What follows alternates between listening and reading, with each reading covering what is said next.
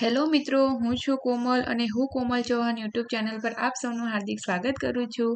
મિત્રો, હું આ વિડીયોમાં એનટીએ યુજીસી નેટ અને જીસેટના પેપર 2 કોમર્સ એટલે કે વાણિજ્ય સબ્જેક્ટ ભણાવવાની છું, જેમાં આજે આપણે યુનિટ 1 બિઝનેસ એન્વાયરમેન્ટ અને ઇન્ટરનેશનલ બિઝનેસ ભણીશું. તો ચલો મિત્રો ચાલુ કરીએ. Let's start.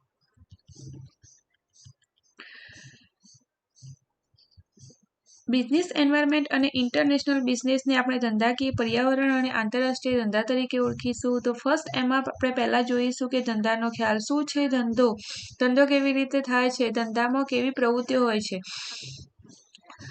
તો જોઈએ ડેફિનેશન. ધંધો એક આર્થિક પ્રવૃત્તિ છે. આર્થિક પ્રવૃત્તિ આવક મેળવવાના હેતુથી કરવામાં આવે છે, જેના પરિણામે મૂલ્યનું સર્જન થાય છે. એટલે કે એવી વસ્તુ કે સેવાનું સર્જન થાય છે જેની સમાજને જરૂરત હોય છે.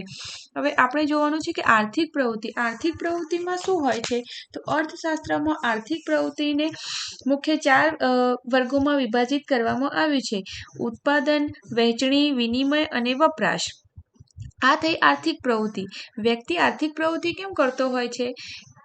આવક મેળવવા માટે. અને એ આવકમાંથી વ્યક્તિ આવક મેળવી અને પોતાના જીવન જરૂરિયાત વસ્તુઓ ખરીદી શકે છે. અને વસ્તુઓ જ નહીં પણ સેવાનું પણ સર્જન થાય છે એમાંથી.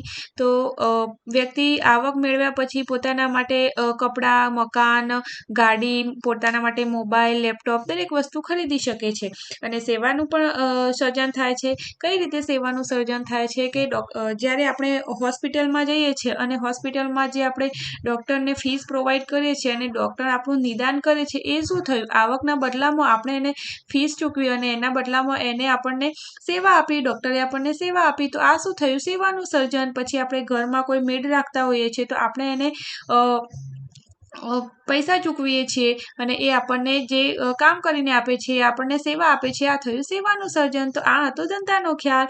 હવે આપણે જોઈએ કે ધંધાકીય પર્યાવરણનો અર્થ શું છે. ધંધાકીય પર્યાવરણ, તો પહેલા આપણે એ જોઈએ.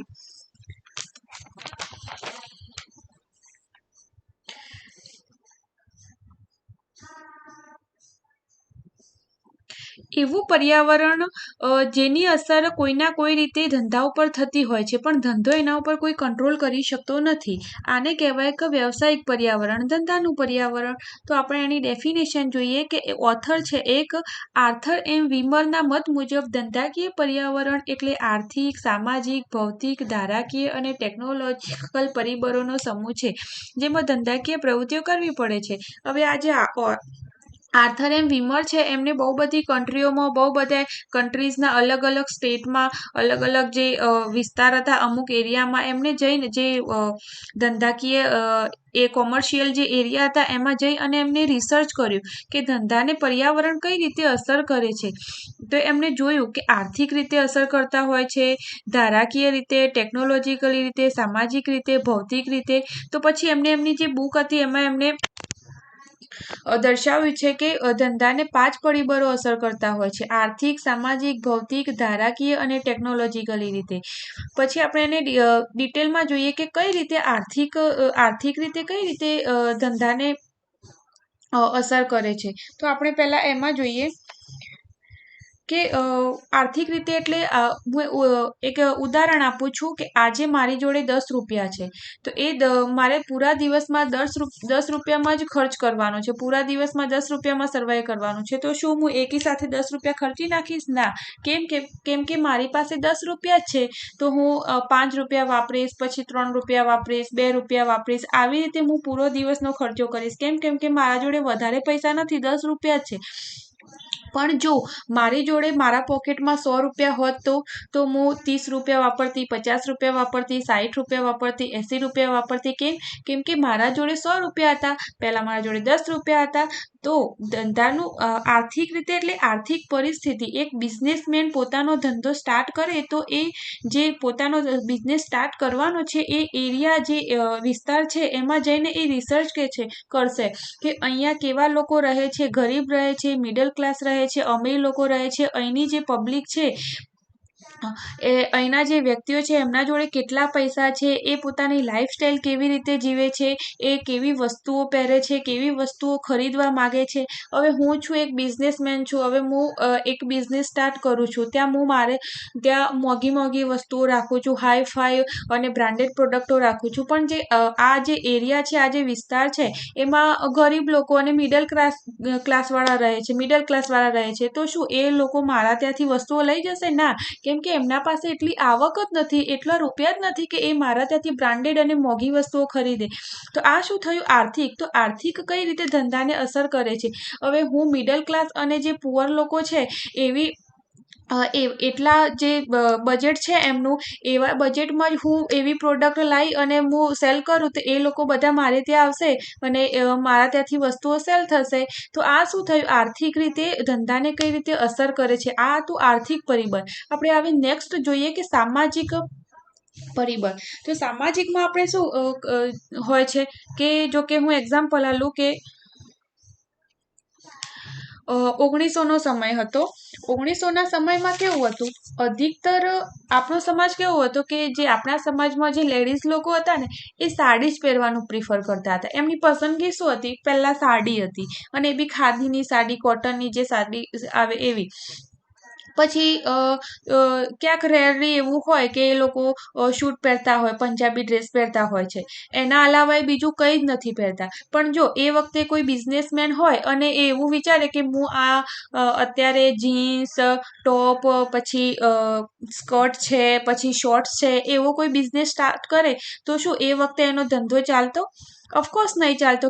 કેમ કે એ વખતે જે સમાજમાં જે લેડીઝ રહી હતી, એ લોકોની પસંદગી, એમનો જે ટેસ્ટ હતો એ સાડી પહેરવાનો હતો. પણ અત્યારે એવો નથી. અત્યારે કેવું છે?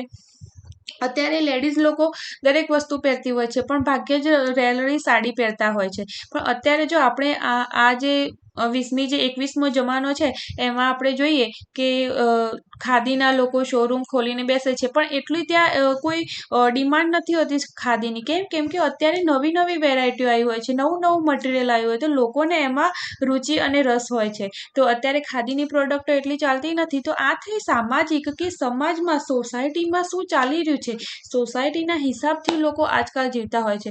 તો આ થઈ ધંધામાં સામાજિક રીતે અસર. હવે આપણે જોઈએ ભૌતિક, કે ભૌતિક રીતે કઈ રીતે અસર થતી હોય છે. તો ભૌતિક એટલે કે આ જે ભૌતિક છે સરકારને લગતી છે, ગવર્મેન્ટની નવી નવી નીતિઓ બહાર પાડતા હોય છે, નવા નવા નિયમો હોય છે. હવે ભૌતિક કઈ રીતે અસર થતી હોય છે, હું તમને એક્ઝામ્પલ આપી અને ડિટેલમાં ભણાવું કે પૂરા દેશમાં કે બધી વ્યક્તિઓ ધંધો કરતી નથી, અને બધી જગ્યાએ ધંધો બી નહીં થતો. કેમ કે ગવર્મેન્ટના નવા નવા રૂલ્સ હોય છે, નવા નવા જે પોલિસી બહાર પાડતા હોય એ હોય છે. પછી શું હોય છે કે ધંધો કરવો હોય આપણે, તો તમારે જો કે ઇન્ડિયામાં તમે ધંધો કરો છો, તો ઇન્ડિયા જે ગવર્મેન્ટ, કેન્દ્ર સરકાર છે, એના તમારે નિયમોનું પાલન કરવું પડશે. પછી ઇન્ડિયામાં તમે કયા રાજ્યમાં ધંધો કરો છો, જો કે હું મહારાષ્ટ્રમાં ધંધો કરું છું, તો મારે જે મહારાષ્ટ્ર ગવર્મેન્ટ હશે એના પણ નિયમોનું પાલન કરવું પડશે. એ નવા નવા ટેક્સ બહાર પાડતી હોય છે. પછી જે મહારાષ્ટ્ર ગવર્મેન્ટ છે, હવે હું મુંબઈમાં એક બિઝનેસ સ્ટાર્ટ કરું છું, તો જે મુંબઈ સિટી, જે નગરપાલિકાની જે રૂલ્સ આવતા હશે એ મારે ફોલો કરવા પડતા હશે. પછી તમારે જે લાસ્ટ ગવર્મેન્ટે એક એક્ટ આવ્યો છે કે કંપની એક્ટ 2013ના નિયમ અનુસાર જ્યારે તમે કોઈ પણ ધંધો શરૂ કરો, ત્યારે તમારે આરઓસી લેવી પડતી હોય છે, અને તમે એ ના લો, આરઓસી એટલે તમારી કંપનીનું રજિસ્ટ્રેશન કરાવવું પડતું હોય છે, કે તમે આ કંપની ખોલી રહ્યા છો, તમે આ બિઝનેસ સ્ટાર્ટ કરી રહ્યા છો, તો તમે એ આરઓસી નહીં લો, તમે એ રજિસ્ટ્રેશન નહીં કરાવો, તમે એની પરમિશન નહીં લો કે તમે આ બિઝનેસ સ્ટાર્ટ કરી રહ્યા છો, તમે આ ધંધો શરૂ કરી રહ્યા છો, તો શું થશે? તમારી જે કંપની છે ઇન્ડિયન ગવર્મેન્ટમાં નહીં આવે. પછી તેનું લાંબા ગાળે એનું નુકસાન થતું હોય છે, કેમ કે એ કંપની પાછળથી ઇનલીગલી બી ગણાઈ શકે છે. એટલે આ બધા છે ભૌતિક અસરો. પછી તમે હવે ગુજરાતમાં કોઈ બિઝનેસ સ્ટાર્ટ કરો તો ગુજરાતમાં જે અમદાવાદ છે, મેગા સિટીઓ છે, જે મેટ્રો સિટી, એમાં જે રાજકોટ છે, સુરત છે, બરોડા છે, અમદાવાદ છે, તો આ બધી મેટ્રો જે સિટી છે એના પણ ગુજરાતના બી રૂલ્સ અલગ અલગ હશે, તો એ પણ તમારે ફોલો કરવા પડે. તો આ શું થયું, ભૌતિક રીતે અસર થઈ. તમે કોઈ પણ ભારતમાં તમે ધંધો કરો છો કે કોઈ ફોરેનમાં ધંધો કરો છો, કોઈ પણ જગ્યાએ તમે ધંધો કરો તો એ જ્યાં જે ગવર્મેન્ટ હશે એ ગવર્મેન્ટનો તમારે જે બી પોલિસી હશે, જેટલા બિલ્સ હશે, જે તમારા જે નિયમો હશે, રૂલ્સ રેગ્યુલેશન, એ બધા જ ફોલો કરવા પડશે. અને તમે એ નહીં કરો તો તમને દંડ કે સજા પણ થઈ શકે છે. આ થઈ ભૌતિક રીતે અસર. હવે આપણે જોઈએ ધારાકીય એટલે પોલિટિકલી કઈ રીતે અસર થાય છે, તો આપણે એ જોઈએ. હવે પોલિટિકલી કેવું હોય છે કે કંપની હવે આપણે રજીસ્ટ્રેશન કરાયું કંપનીનું, પછી ગવર્મેન્ટ કોઈ નવો રૂલ્સ લાવી છે, જો કે જીએસટી બિલ હતું, પછી નવી કોઈ પોલિસી લાવી છે, તો એ તમે એના અનુસાર તમે જો તમારી કંપની નહીં ચલાવો તો શું થશે, ગવર્મેન્ટ તમને દંડ કરી શકે છે. આ થઈ ધારાકીય અસર. પછી જો કે હું તમને ઉદાહરણ આપું, 1 મિનિટ, હું તમને એક ઉદાહરણ આપું કે કઈ રીતે અસર થાય છે રાજકીય, પોલિટિકલી, એ જ ધારાકીય.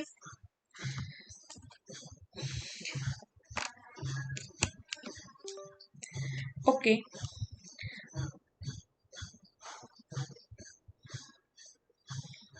જો કે અત્યારે મારે સ્વીટ બનાવવાની એક શોપ છે, તો હું એમાં જલેબી બનાવું છું કે પેડા બનાવું છું. જો આપણે પેડા લઈ લઈએ તો પેડામાં શું જોઈએ, એક તો પહેલાં દૂધ જોઈએ, પછી મારે જોઈએ છે ખાંડ જોઈએ, સુગર,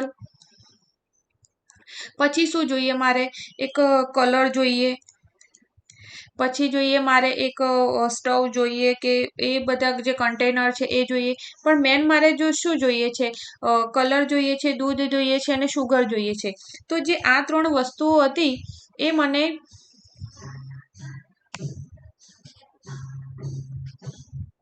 મને પહેલા 10 રૂપિયામાં પડતી હતી. જો કે આ 3 વસ્તુઓ છે, સોરી,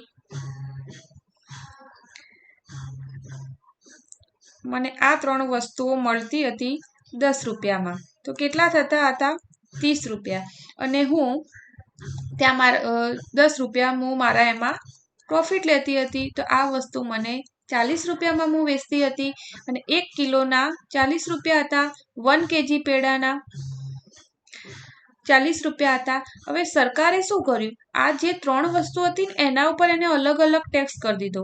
જો કે મારે કલર હતો ને, કલર ઉપર એને 3 રૂપિયા ટેક્સ કર્યો. પછી દૂધ હતું તો દૂધ ઉપર એને 5 રૂપિયા ટેક્સ કરી દીધો. પછી ખાંડ હતી તો ખાંડ ઉપર એમને 2 રૂપિયા ટેક્સ કરી દીધો. તો આ શું થયું, ટોટલ 10 રૂપિયા તો ટેક્સ થઈ ગયો. તો જે વસ્તુ મને પહેલા 40 રૂપિયામાં પડતી હતી, 30 રૂપિયામાં પડતી હતી, એ અત્યારે મને 40 રૂપિયામાં પડશે. કેમ કે 10 રૂપિયા ટેક્સ થઈ ગયો. તો હવે શું કરીશું, એમાં હું મારો 10 રૂપિયા પ્રોફિટ ગણીશ. તો આ વસ્તુ હું કેટલામાં વેચીશ, 50 રૂપિયામાં વેચીશ. તો આ શું થયું, મોંઘવારી આવી ગઈ. અને આ શું થયું, ટેક્સ આવ્યો, ધારાકીય પોલિટિકલી અસર થઈ બિઝનેસ ઉપર. તો આ કઈ રીતે થશે કે હવે 50 રૂપિયા છે તો કિલોના 50 રૂપિયા થયા. જો હવે મિડલ ક્લાસ કે પુઅર લોકો હશે એ શું કરશે, પહેલા એ કિલો મીઠાઈ ખરીદતા હતા, હવે શું કરશે, એ હવે 500 મીઠાઈ ખરીદશે. કેમ કે એમનું બજેટ નથી હવે 50 રૂપિયામાં ખરીદવાનું. તો આ થઈ પોલિટિકલી અસર. આ થયો કે ગવર્મેન્ટે ખાલી ટેક્સ વધાર્યો, એમાં આ રીતે અસર થાય છે. તો એવા નવા જો કે જીએસટી બિલ એ લોકોએ લાગુ કર્યું. પછી કોઈ બી નવો કોઈ નિયમ આવે છે એ હોય છે બિઝનેસમાં. તો આ બધું શું થાય છે, આ પોલિટિકલી રાજકીય રીતે અસર થાય છે. તો આ ધંધા ઉપર આ જે રાજકીય પરિબળ હતો એ ધંધા ઉપર કઈ રીતે અસર કરે છે. હવે આપણે નેક્સ્ટ જોઈએ ટેકનોલોજીકલી, એ કઈ રીતે અસર થાય છે. તો આપણે એ જોઈ લઈએ. પહેલા આને રિમૂવ કરી દઈએ.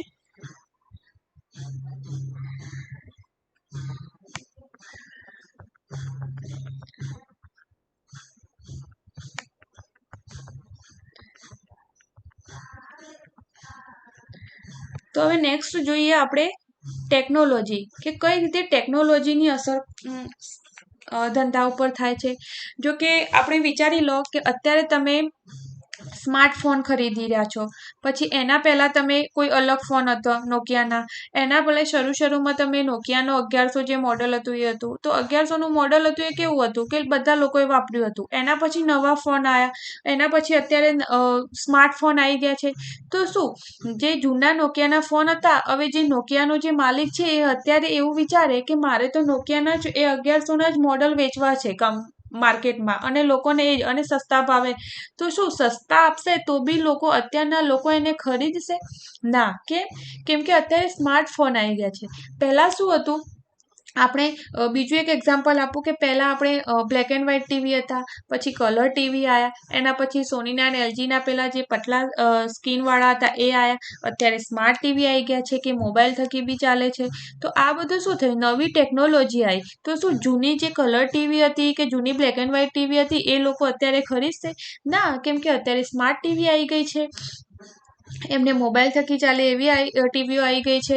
પછી પહેલાં જે ડીવીડી, વીસીઆર ને એલસીડી એ બધા આવતા હતા, તો અત્યારે એ લોકો ચાલે છે ના? અત્યારે ડાયરેક્ટ મોબાઈલથી તમે કનેક્ટ કરી શકો છો ટીવીને. તો આ થઈ ટેકનોલોજીકલી અસર, કે નવી જેટલી ટેકનોલોજી આવે એના પ્રમાણે ધંધામાં પણ નવી ટેકનોલોજીનો ઉમેરો કરવો પડે છે. કેમ કે જૂની ટેકનોલોજી તો લોકો પસંદ જ નથી કરતા. તો આ થઈ ટેકનોલોજીકલી અસર. તો આર્થર એમ વિમરે આ 5 પરિબળો આપ્યા હતા કે ધંધાકીય પર્યાવરણ એટલે આર્થિક, સામાજિક, ભૌતિક, ધારાકીય અને ટેકનોલોજી પરિબળોનો સમૂહ છે જેમાં ધંધાકીય પ્રવૃત્તિ કરવામાં આવે છે. હવે નેક્સ્ટ ડેફિનેશન જોઈએ આપણે.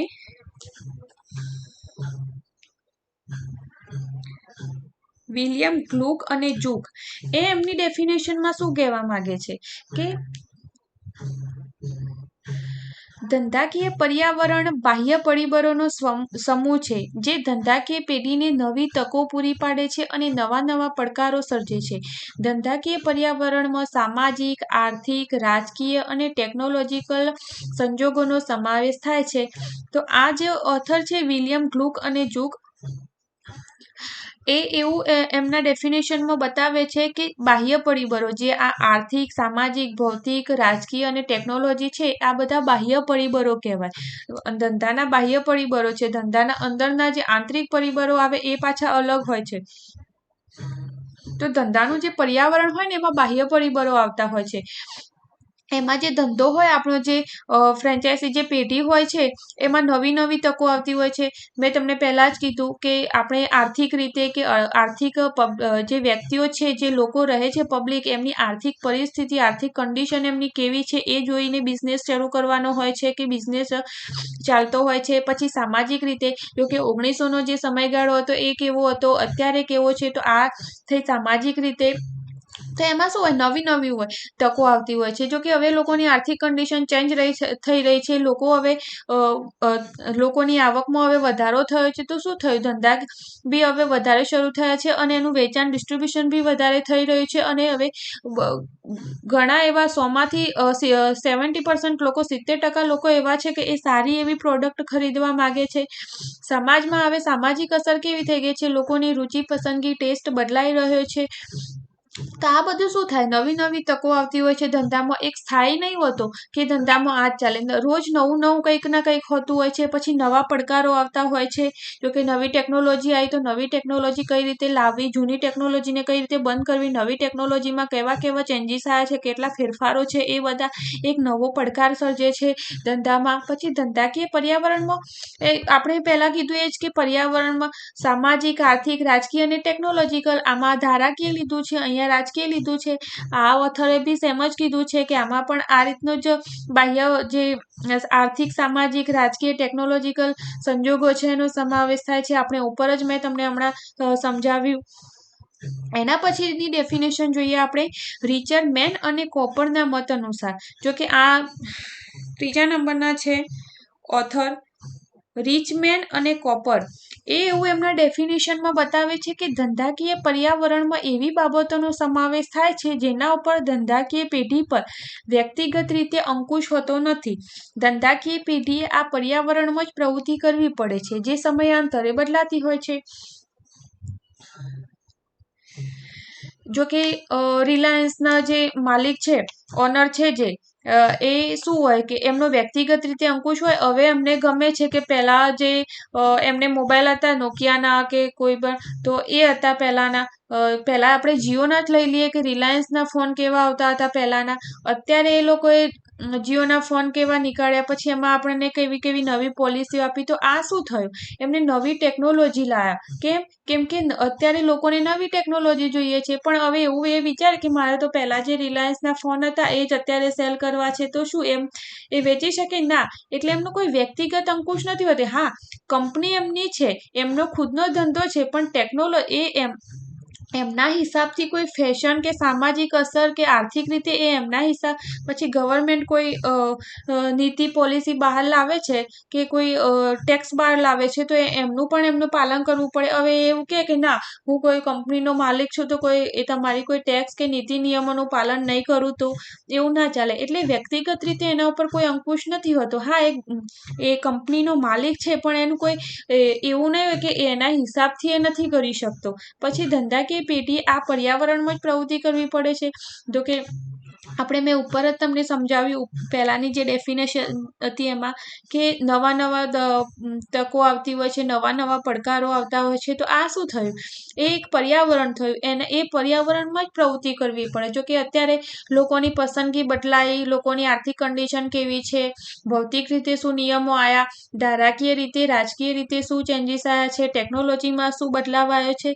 તો આ બધી જે ચેન્જીસ બદલાવ આવે છે એમાં જ આપણે પ્રવૃત્તિઓ કરવી પડે છે. તમે પહેલાનું વિચારીને પહેલાનું લઈને તમે અત્યારે ધંધો કરવા જાઓ તે તો તમને ચાલશે જ નહીં, અને લાંબા ગાળે નુકસાન થઈ જશે. અને હું તો કહું છું કે લાંબા ગાળે જ નહીં, એ તો શોર્ટ ટર્મમાં બી તમને એની અસર દેખાડી શકે છે. એટલે અને સમયાંતરે આ બદલાતું રહે છે. જો કે પહેલા શું હતું અને અત્યારે ઘણું બધું બદલાઈ ગયું છે. તો આ શું છે, બદલાતું રહે છે. એ ગતિશીલ પ્રક્રિયા છે, એ સ્થાયી નથી. તો આ થઈ આપણી 3 ડેફિનેશનો જે આપણે યાદ રાખીશું. હવે આપણે નેક્સ્ટ જોઈએ કે શું છે, તો ધંધાકીય પર્યાવરણના લક્ષણો. તો ધંધાકીય પર્યાવરણના લક્ષણો કોને કહેવાય, તો પહેલા એ જોઈએ. ધંધાકીય પર્યાવરણ એક જટિલ પ્રક્રિયા છે. તો કઈ રીતે જટિલ પ્રક્રિયા છે, પહેલા આપણે એનું વર્ણન કરીએ, સમજીએ એને કે કઈ રીતે જટિલ પ્રક્રિયા કહેવાય છે.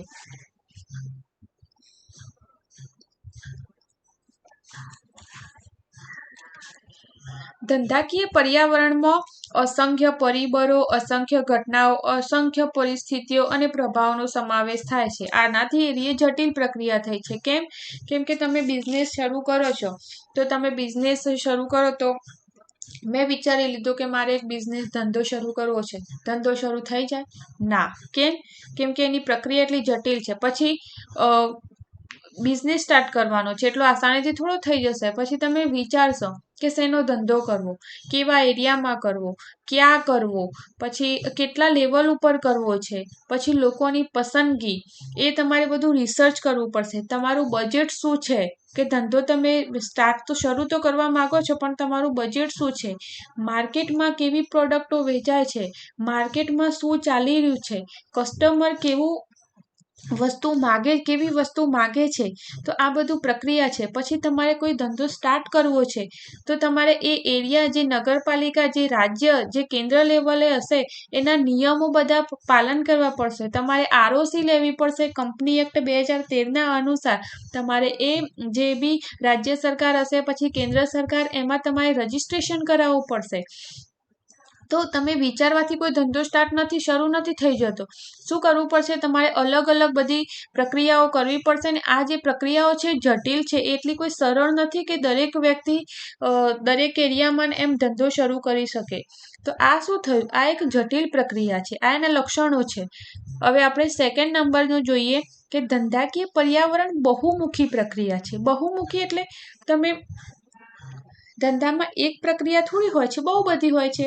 જો કે આર્થિક રીતે આપણે હોય તો હવે એરિયાનું રિસર્ચ કરવું પડે. મારે ધંધો શરૂ કરવો છે તો હું એરિયાનું રિસર્ચ કરીશ, પછી એમાં મારો ધંધો શરૂ કરીશ તો હું મારું રો મટીરિયલ ક્યાંથી લાવીશ, ચાલુ કર્યા પછી ધંધો શરૂ કર્યા પછી હું વિચારીશ કે રો મટીરિયલ ક્યાંથી લાવીશ, પછી મારે ઓર્ડર ક્યાંથી લેવા. કોઈ નાની કંપની મને, હું મોટા લેવલ પર બિઝનેસ કર્યો છે તો નાની કંપની મને કેટલો ઓર્ડર આવશે અને એ ઓર્ડર હું કેવી રીતે પૂરો કરીશ. પછી એમાં એવું છે કે હું ગવર્મેન્ટ જોડેથી પરમિશન લઈશ, પછી કેવી વસ્તુ વાપરીશ, એમાં કેટલી વસ્તુ કેટલી ક્વોન્ટિટી વાપરીશ, બ્રાન્ડ એમાં કેવી લઈશ, પછી ધંધાનું મારે તો પહેલાં તો એનું સિમ્બોલ, નામ આ બધું વિચારવું પડશે. તો આ બધી શું થઈ, બહુ બધી બહુમુખી પ્રક્રિયાઓ થઈ. એમાં કોઈ એક પ્રક્રિયા હોતી નથી કે આપણે એક પ્રક્રિયામાંથી જ બધું શરૂ થઈ જાય. ના, આપણે મોબાઈલ જ હોય છે તો મોબાઈલ બનાવતી કંપની શું એક ડાયરેક્ટ મોબાઈલ જ બનાવે છે? ના, એ રો મટીરિયલ અલગ અલગ નાની બીજી એવી કંપનીઓ હોય એમના જોડેથી કેમેરા અલગ ખરીદતી હોય છે, પછી એ ડિસ્પ્લે અલગ ખરીદે, પછી બીજી કંપની જોડેથી. આ બધું રો મટીરિયલ છે. મોબાઈલની બોડી અલગ રીતે ખરીદતી હોય છે, પછી એ બધું રો મટીરિયલ એકત્રિત કરી એના પછી મોબાઈલ બનતો હોય છે. તો આ થઈ બહુમુખીય પ્રક્રિયાઓ. પછી થર્ડ નંબરનું જોઈએ આપણે કે કોઈ એક જ ઉદ્યોગમાં જુદી જુદી પેઢીઓ માટે પર્યાવરણની અસર જુદી જુદી હોઈ શકે છે. તો કઈ રીતે? તો આપણે એ જોઈએ. તો જો કે હવે દરેક જગ્યાએ રાધે સ્વીટ આપણે નામ સાંભળ્યું હશે કે રાધે સ્વીટ છે એ દરેક એરિયામાં હોય છે. તો આ શું થયું, સ્વીટ બનાવવાનો એક જ ઉદ્યોગ છે, સ્વીટ બનાવો, સ્વીટની શોપ છે, એક જ ઉદ્યોગ. પણ એની પેઢીઓ ફ્રેન્ચાઇઝી અલગ અલગ હોય છે. જો કે અમદાવાદમાં બહુ બધા એરિયામાં એની ફ્રેન્ચાઇઝી અલગ અલગ હશે, પછી ગાંધીનગરમાં હશે, રાજકોટમાં હશે, સુરતમાં હશે, પછી દરેક સિટીમાં ને એમ હશે રાધે સ્વીટ. તો શું હોય છે એમાં, જો કે અમદાવાદમાં હવે દરેક જાતની પબ્લિક રહેતી હોય છે, દરેક સોસાયટીની, દરેક સમાજની, દરેક કાસ્ટની. તો એમાં શું હોય છે કે દરેક ફેસ્ટિવલ એમાં સેલિબ્રેટ થતા હોય છે. તો શું થાય, એમાં દરેક જાતની મીઠાઈ યુઝ થતી હોય, બધા લઈ જતા હોય છે, એનું પ્રોડક્ટ વેચાણ થતું હોય છે. પછી આપણે કોઈ એવો નાનો એરિયા જોઈ લઈએ, જો કે હવે મહેસાણા સિટી જોઈ લઈએ તો મહેસાણા સિટીમાં શું છે, દરેક જાતની ના બી રહેતી હોય પબ્લિક. તો ત્યાં શું થાય, કોઈ એક સ્વીટ ઉપર જ એ લોકો ફોકસ કરતા હોય. પછી શું હોય, જો કે ગુજરાતનું કેપિટલ છે ગાંધીનગર, તો ત્યાં શું છે ગાંધીનગરમાં કેવા લોકો રહેતા હોય છે, પ્રોફેશનલ લોકો રહેતા હોય છે. તો એમનો ટેસ્ટ પણ અલગ હશે. તો આ બધું શું થાય, ઉદ્યોગ એક છે સ્વીટ બનાવવાનો, પણ એની ફ્રેન્ચાઇઝીઓ જુદી જુદી છે, એની જે ચેન જે આપણે કહીએ ફ્રેન્ચાઇઝ પેઢીઓ અલગ અલગ હોય છે. તો એમાં પર્યાવરણની અસર જુદી જુદી હોઈ શકે છે. કઈ રીતે? જો કે હવે આ તો થઈ લોકોની પસંદગી, ટેસ્ટ અનુસાર કઈ રીતે ચેન્જીસ થતો હોય છે. હવે આપણે એવું જોઈ લઈએ કે અમદાવાદમાં કેવા લોકો રહેતા હોય, ગાંધીનગરમાં હાઈફાઈ લોકો રહેતા હોય. તો એ શું થયું, આર્થિક કન્ડિશન પર્યાવરણની કેવી છે ધંધાની એ થઈ. પછી સામાજિક તો મેં તમને બતાવી દીધું કે અમદાવાદમાં દરેક જાતની પબ્લિક રહેતી હોય છે, ગાંધીનગરમાં એવા પ્રોફેશનલ લોકો રહેતા હોય કે જેનાથી શું હોય, એમનો જે ટેસ્ટ હોય, પસંદગી હોય અલગ હોય. તો આ થઈ સામાજિક રીતે. પછી આપણે અલગ બીજી રીતે જોઈ લઈએ કે અમદાવાદની જે નગરપાલિકા છે એના રૂલ્સ નિયમો અલગ હશે, ગાંધીનગરના જે કેપિટલ છે એના રૂલ્સ નિયમો અલગ હશે. તો એમને શું થયું, હવે જે અલગ અલગ જે ફ્રેન્ચાઇઝી છે એમને અલગ અલગ રીતે રૂલ્સ ફોલો કરવા પડતા હશે ગવર્મેન્ટના. પછી ટેકનોલોજીમાં બી એવું જ હશે કે મહેસાણા ડિસ્ટ્રિક્ટમાં કોઈ અલગ એવું હશે કે ત્યાં એમના અલગ રૂલ્સ ફોલો કરતા હોય. તો આ થયું કે ઉદ્યોગ એક છે સ્વીટ બનાવવાનો, ફ્રેન્ચાઇઝી અલગ અલગ છે, તો પર્યાવરણની અસર પણ જુદી જુદી હોઈ શકે છે.